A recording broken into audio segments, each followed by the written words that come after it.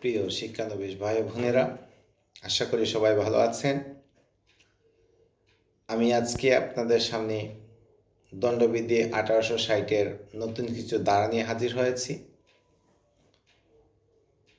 দণ্ডবিধি 1860-এর 493 থেকে 497 ধারায় বিবাহ সম্পর্কিত আলোচনা করা হয়েছে।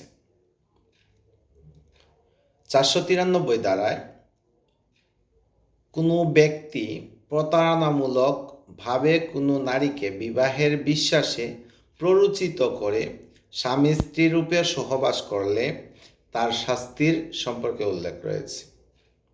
অর্থাৎ কোনো ব্যক্তি যদি প্রতারণা করে কোনো নারীকে তার স্বামী সেই বিশ্বাস দেয়, সেই বিশ্বাসে তাকে প্ররোচিত করে স্ত্রী রূপে তার সাথে আচরণ করে বা সহবাস করে, তার শাস্তি হচ্ছে অনধিক 10 বৎসর কারাদণ্ড, ততোপরি অর্থদণ্ড।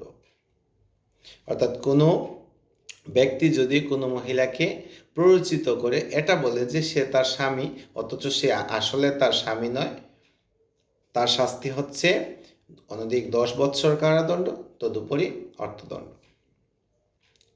ধারা 494-এ স্বামী বা স্ত্রীর জীবদ্দশায় পুনরায় বিবাহের শাস্তির উল্লেখ রয়েছে। স্বামী জীবিত থাকলে স্ত্রী যদি বিয়ে করে, অথবা স্ত্রী জীবিত থাকলে স্বামী যদি বিয়ে করে, তার শাস্তি হচ্ছে অনধিক 7 বৎসর কারাদণ্ড, তদুপরি অর্থদণ্ড। অর্থাৎ স্বামীর জীবদ্দশায় যদি স্ত্রী বিয়ে করে, তাহলে স্ত্রীর জন্য 7 বৎসর কারাদণ্ড, তদুপরি অর্থদণ্ড হবে। আবার স্ত্রীর জীবদ্দশায় যদি স্বামী নতুন করে বিয়ে করে, তাহলে তার শাস্তি হচ্ছে অনধিক 7 বৎসর কারাদণ্ড, তদুপরি অর্থদণ্ড। মনে রাখতে হবে যে এই ধারাটা প্রযোজ্য হবে না সেই ক্ষেত্রে যদি বিবাহের পূর্বে স্বামী বা স্ত্রীর 7 বৎসর অনুপস্থিত থাকে।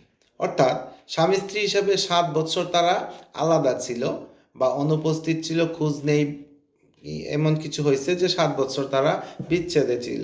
এই অবস্থায় যদি তারা বিবাহ করে নেয় কোনো স্ত্রী বা কোনো স্বামী, তাহলে সেই ক্ষেত্রে এই আইন প্রযোজ্য হবে না। অর্থাৎ এই আইন তখনই প্রযোজ্য হবে যখন 7 বৎসরের কম সময় তারা বিচ্ছেদের মধ্যে থাকে, আর স্বামীর অনুমতি ছাড়া স্ত্রী, অথবা স্ত্রীর অনুমতি ছাড়া স্বামী যদি স্বামী জীবদ্দশায় যদি অন্যত্র বিয়ে করে, তখন তার শাস্তি হবে অনধিক 7 বৎসর কারাদণ্ড, তদুপরি অর্থদণ্ড। ধারা 497-এ ব্যভিচারের সংজ্ঞা এবং ব্যভিচারের শাস্তির কথা উল্লেখ রয়েছে। ব্যভিচারের সংজ্ঞায় বলা হয়েছে, কোনো বিবাহিত নারীর সহিত তাহার স্বামীর সম্মতি ব্যতীত যৌন সঙ্গম করলে তাহা ব্যভিচার বলে গণ্য হবে। কোনো বিবাহিতা নারীর সহিত তাহার স্বামীর সম্মতি ব্যতীত যৌন সঙ্গম করলে তাহা ব্যভিচার বলে গণ্য হবে। এটি দর্শন নয়, এবং এক্ষেত্রে শুধু পুরুষ লোকটিকে অভিযুক্ত করা হয়, স্ত্রী লোকটিকে অভিযুক্ত করা হয় না, এবং স্ত্রী লোকটিকে দুষ্কর্মের সহায়তাকারী হিসেবেও দণ্ডিত করা হয় না। যদিও এই আইনটা নিয়ে আমার একটু ডাউট আছে, কেননা একটা জিনিস দেখেন, কোনো স্ত্রীর অনুমতি ব্যতীত স্বামী যদি জোর করে স্ত্রীর সাথে যৌন সঙ্গম করে বা সহবাস করে, তাকে দর্শন বলা হয়, সেক্ষেত্রেও স্বামী অপরাধী। আবার এই ক্ষেত্রে দেখেন, ইচ্ছা ব্যতীত বা ইচ্ছা পূর্বক যদি অন্য কোনো স্বামীর স্ত্রীকে সাথে যদি অন্য কোনো পুরুষ করে যৌন সঙ্গে লিপ্ত হয়, তাহলে সেই ক্ষেত্রে এই পুরুষই হয়, আপনার পুরুষই দায়ী হয়, পুরুষই আবার বিচারের সম্মুখীন পুরুষকে হতে হয়। এই ক্ষেত্রে নারী বিচারের সম্মুখীন হয় না।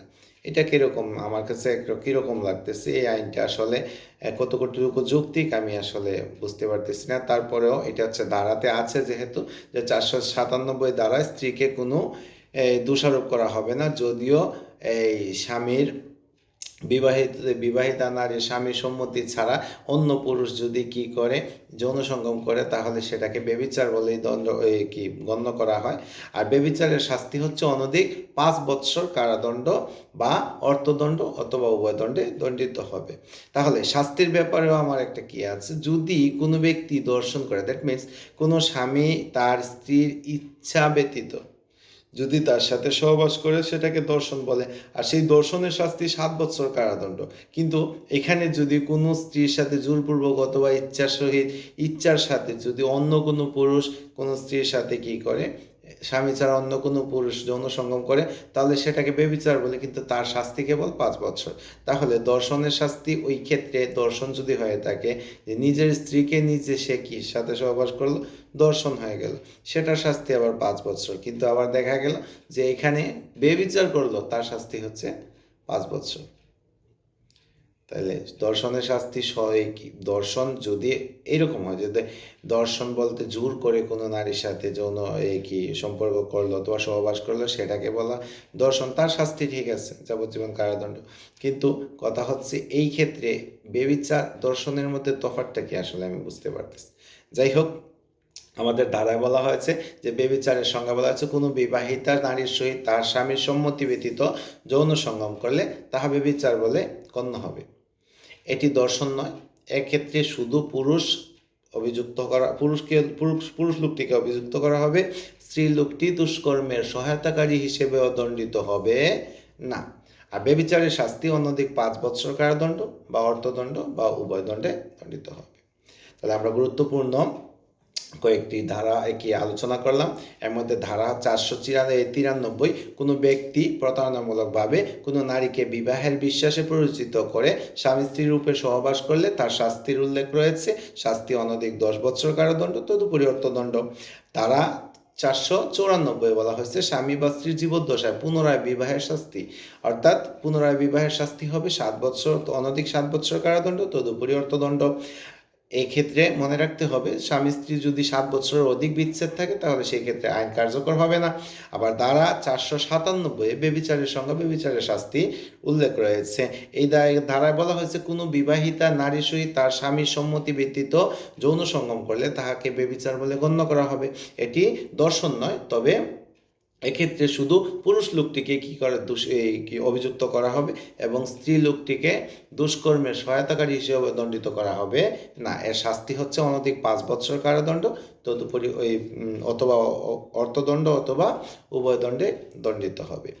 এই ছিল আজকের আলোচনা। আমরা এই আলোচনা ধারাগুলো খুব ভালোভাবে প্র্যাকটিস করব, তাহলে অবশ্যই আমাদের অনেক হেল্প হবে। আশা করি সবাই ভালো করে বুঝতে পারছেন, আর অবশ্যই আমাদের সাথে থাকবেন। ধন্যবাদ সবাইকে।